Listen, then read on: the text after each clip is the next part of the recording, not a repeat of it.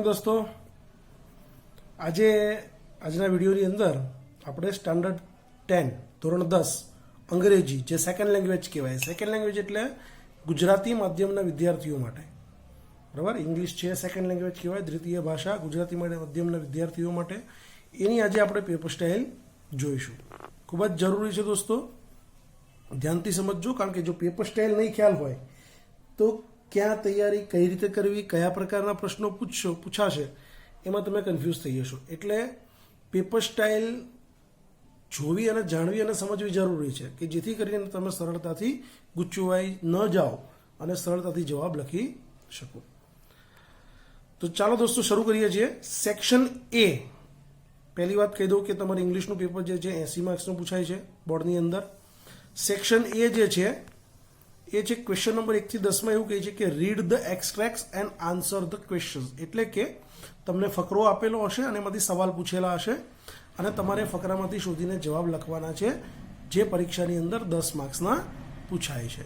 એના માટે તમારે જે યુનિટ આપેલા છે, બરાબર, એના રીડ બધા તૈયાર કરવાના. ઓકે. ક્વેશ્ચન નંબર 11 છે write a short note focusing on the questions. એનો મતલબ કે તમને 2 શોર્ટ નોટ આપેલી હશે, 2 કે 3, બરાબર. એ 2 કે 3 શોર્ટ નોટ આપેલી હશે, એમાંથી તમારે કોઈ પણ એક લખવાની છે અને એમાંથી નીચે સવાલ પૂછેલા હશે. એ સવાલના જવાબ આપો અથવા મુદ્દાને આધારિત તમારે શોર્ટ નોટ લખવાની હશે. ટેક્સ્ટબુકમાંથી પૂછાશે, જે પૂછાશે 3 માર્ક્સની. ખ્યાલ આવી ગયો દોસ્તો. ત્યારબાદ આગળ જઈએ. ક્વેશ્ચન નંબર 12 થી 15. Write whether the sentences are true or false. એટલે કે ખરા છે કે ખોટા. તમને 4 વાક્યો આપ્યા હશે, એ સાચા છે કે ખોટા છે એ તમારે લખવાનું રહેશે. ટેક્સ્ટબુકને આધારિત પૂછાશે. તો અહીંયા તમે જોયું હશે કે સેક્શન એ જે છે એ આખો ટેક્સ્ટબુકને આધારિત છે.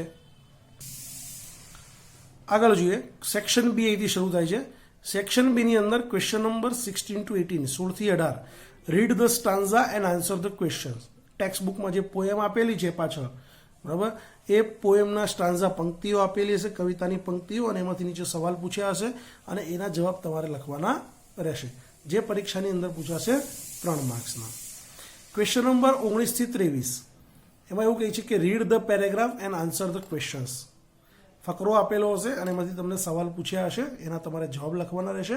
આજે તમારે સપ્લિમેન્ટરી બુક આવે છે ટેક્સ્ટબુકની જોડે, જેનું નામ છે બ્લેક બક, એમાંથી પૂછાશે 5 માર્ક્સનું. હવે એમાં 2 ફકરા પણ પૂછાઈ શકે. એક ફકરામાંથી 3 માર્ક્સનું, બીજા ફકરામાંથી 2 માર્ક્સનું. ત્યારબાદ છે question number 24 to 27. Read the data and answer the questions. આની અંદર તમને ચાર્ટ આપેલો હશે, ગ્રાફ આપેલો હશે, કોઈ ટેબલ આપેલું હશે અને એની માહિતી આપણે સમજીને નીચે સવાલ પૂછ્યા હશે અને આપણે ઉપરના ચાર્ટ, ગ્રાફ કે ટેબલ કે કોષ્ટકથી આપણે સવાલના જવાબ લખવાના છે, જે પરીક્ષાની અંદર 4 માર્ક્સના પૂછાય છે. ક્વેશ્ચન નંબર 28 to 31, 28 થી 31. Read the interview and answer the questions. તમને 2 વ્યક્તિની વાતચીત અંદર આપેલી હશે, કોઈનો ઇન્ટરવ્યુ આપેલો હશે અને ઇન્ટરવ્યુ આખો વાંચીને સમજવાનો છે અને નીચે સવાલ પૂછેલા હશે, જેના જવાબ લખવાના છે. પરીક્ષાની અંદર 4 માર્ક્સના આપણને પૂછાય છે. આગળ જઈએ દોસ્તો. Section C 32 to 34. ક્વેશ્ચનની અંદર match the language functions with the sentence. અહીંયા જોડકા આપેલા હશે. તમને એક કોષ્ટક સેક્શન, મારો કે એ વિભાગ છે, એમાં તમને 3 વાક્યો આપ્યા હશે અને ક્વેશ્ચન બીની અંદર 3 ફંક્શન આપેલા હશે કે 4 ફંક્શન આપેલા હશે. એમાંથી જે વાક્યની સામે જે બંધબેસતું ફંક્શન હોય એ જોડીને તમારે વાક્ય ફરીથી લખવાનું રહેશે, જે પરીક્ષાની અંદર 3 માર્ક્સનું પૂછાય છે. ત્યારબાદ છે question number 35 to 37. Choose and write the appropriate response focusing to the function to complete the conversation. અહીંયા એક નાની 2 વ્યક્તિની વાતચીત આપેલી હશે. એક વ્યક્તિ બોલતો હશે, બીજી વ્યક્તિએ જવાબ આપવાનો હશે. હવે એ જવાબ આપવાની જગ્યા ખાલી હશે, કૌંસમાં ફંક્શન આપેલું હશે અને નીચે તમને 4 ઓપ્શન આપ્યા હશે, જે સાચા જવાબને લાગુ પડતા હોય. હવે 4 જવાબમાંથી જે ફંક્શન દ્વારા લાગુ પડતો હોય એ જ જવાબ તમારે લખવાનો રહેશે, જે MCQના ફોર્મેટમાં પૂછાય છે. પરીક્ષાની અંદર 3 માર્ક્સનું પૂછાય છે. ખ્યાલ આવી ગયો દોસ્તો. આગળ જઈએ. Question number 38 to 40. Complete the sentences using the function in the brackets. પરીક્ષાની અંદર 3 માર્ક્સનું પૂછાય છે. અધૂરા વાક્યો પૂર્ણ કરો. તમને એક અધૂરું વાક્ય આપેલું હશે, કૌંસમાં ફંક્શન આપેલું હશે, એક શબ્દો આપ્યા હશે, એના આધારિત તમારે અધૂરા વાક્યો પૂર્ણ કરવાના રહેશે. ત્યારબાદ છે ક્વેશ્ચન નંબર 41. ક્વેશ્ચન નંબર 41 ની અંદર છે complete the paragraph filling in the blanks with the appropriate words from the bracket. Complete the paragraph fill in the blanks એટલે કે તમને એક ફકરો આપેલો હશે અને બ્રેકેટમાં 3 કે 4 શબ્દો આપ્યા હશે અને 3 ખાલી જગ્યા હશે. એ બ્રેકેટમાંથી શબ્દો લઈ તમારે આખો ફકરો ફરીથી લખવાનો છે. ઇન શોર્ટ ખાલી જગ્યા પૂરીને ફકરો ફરીથી લખવાનો છે.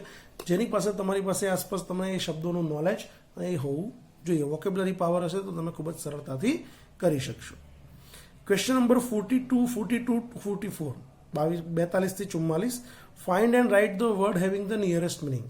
એટલે કે 3 શબ્દો આપ્યા હશે અને એ 3 તો એક શબ્દ આપ્યો હોય એની સામેના 4 શબ્દો આપ્યા હશે. એ 4 શબ્દોમાંથી એક શબ્દ અને સમાનાર્થી શબ્દ હશે. નિયરેસ્ટ મિનિંગ જે કહેવાય, નજીકનો અર્થ દર્શાવતો શબ્દ, એ તમારે 4માંથી શોધીને લખવાનો છે. પરીક્ષાની અંદર 3 માર્ક્સનું પૂછાય છે. ખ્યાલ આવી ગયો દોસ્તો? આગળ જઈએ સેક્શન ડી. સેક્શન ડી ની અંદર turn the following dialogue into indirect speech. એટલે કે ડાયરેક્ટ સ્પીચનો ફકરો આપેલો હશે અને તમારે ઇનડાયરેક્ટ સ્પીચમાં ફેરવવાનું છે. પરીક્ષાની અંદર 3 માર્ક્સનું એ પૂછાય છે. ત્યારબાદ છે ક્વેશ્ચન નંબર 46 to 48.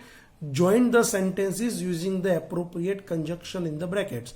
3 માર્ક્સનું પૂછાય છે. આમાં એવું હોય છે કે તમને વાક્યો આપ્યા હશે 2. એક ક્વેશ્ચનની અંદર વાત કરીએ તો તમને 2 વાક્યો આપ્યા હશે અને કૌંસમાં 3 કન્જક્શન આપ્યા હશે. And, but, or, otherwise, so, therefore, still, when, while, આવા બધા શબ્દો જે આપણે આગળના વિડીયોમાં કન્જક્શન જે છે પાર્ટ 1 ને પાર્ટ 2 અને પાર્ટ 2માં છેલ્લે એક્સરસાઇઝમાં જે પ્રમાણે સમજાવ્યું છે એ પ્રમાણે. તો એ કન્જક્શનમાંનો તમારે 3માંથી કોઈ પણ એક કન્જક્શન લેવાનું હશે અને તમારે બંને વાક્યો જે છે એને જોડીને ફરીથી વાક્ય લખવાનું રહેશે. ખ્યાલ આવી ગયો દોસ્તો? આગળ જઈએ.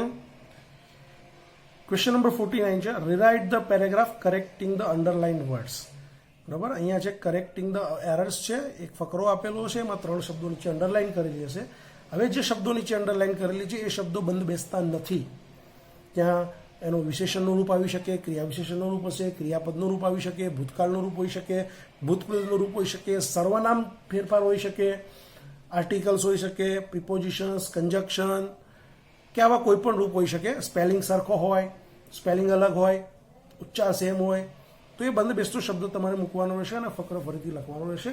ઇન શોર્ટ એ 3 મિસ્ટેક્સ આપેલી છે, ત્યાં તમારે જાતે સુધારીને એ ફકરો ફરીથી લખવાનો છે.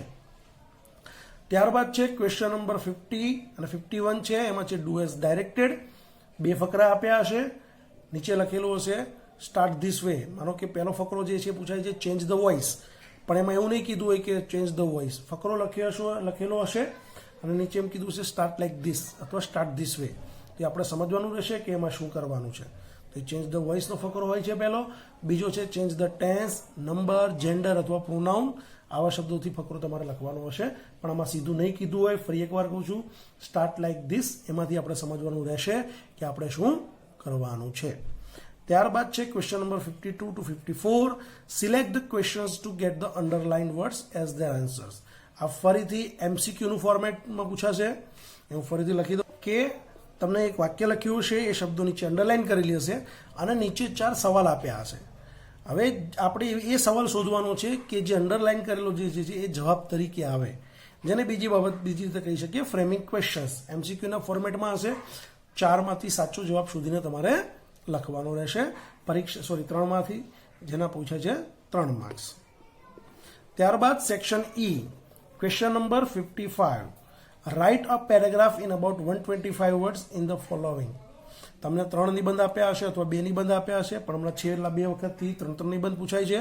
એટલે 3માંથી તમારે કોઈ પણ એક નિબંધ લખવાનો છે. યાદ રાખજો, એક નિબંધ 6 માર્ક્સનો પૂછાય છે. ઓપ્શન હશે, તમને મુદ્દા પણ આપેલા હશે. ક્વેશ્ચન નંબર 56 છે ઈમેલ રાઇટિંગ. મેલ લખવાનો છે. એના અથવામાં પૂછાય છે રિપોર્ટ રાઇટિંગ, અહેવાલ લેખન. બરાબર, જે આપણે કોમ્પ્યુટર પર મેલ લખીએ છીએ એવો મેલ. એના અથવામાં અહેવાલ લેખન જે છે એ લખવાનું રહેશે. 2માંથી 1 ઓપ્શનલ છે. તમારે પરીક્ષાની અંદર 5 માર્ક્સનું પૂછાય છે. અને છેલ્લું છે question number 57. Describe the picture in about 10 sentence. અહીંયા તમને એક ચિત્ર આપેલું હશે અને એ ચિત્ર જોઈને તમારે એના ઉપરથી 10 વાક્યો લખવાના છે ગ્રામેટિકલી. બરાબર, જેને પિક્ચર ડિસ્ક્રિપ્શન પણ કહી શકાય, અને પરીક્ષાની અંદર 5 માર્ક્સનું પૂછાય છે.